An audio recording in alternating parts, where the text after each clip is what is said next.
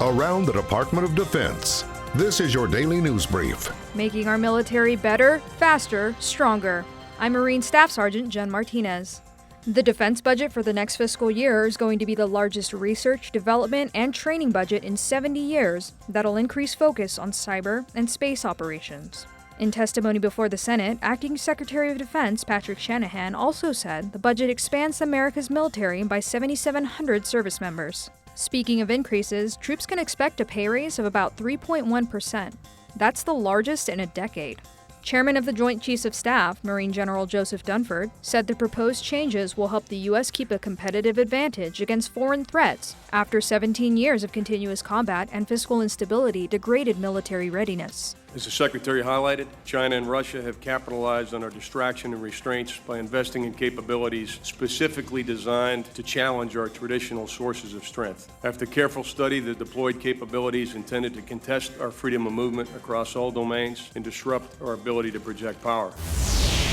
Acting Defense Secretary Patrick Shanahan officially established the Space Development Agency as a separate organization within the Defense Department. The Secretary said an organization that will provide persistent global surveillance needed to repel or defeat enemies is necessary to help the U.S. keep its competitive advantage. He says the agency is the kind of unique organization that can help unify and harmonize the Defense Department's efforts to find innovative solutions to make that happen. It'll be responsible for developing program policy and putting many next-generation space capabilities for the military into effect. The Space Development Agency will transfer over to the U.S. Space Force once it's approved by Congress. Arlington National Cemetery's executive director told Congress it's expanding 70 acres to the south to continue providing funeral services in the future. The cemetery is projected to run out of space in about 23 years.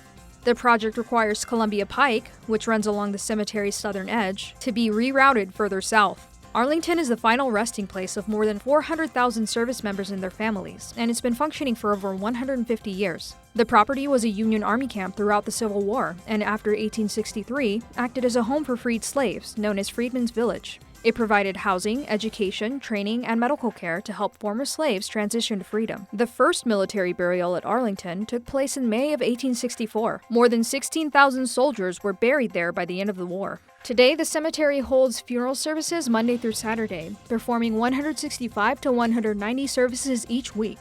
For more information about Arlington National Cemetery's expansion project, visit the cemetery's website or check out the story on defense.gov. That's your DoD News Brief. I'm Marine Staff Sergeant Jen Martinez. You can find more stories about your military at defense.gov and by using #KnowYourMil.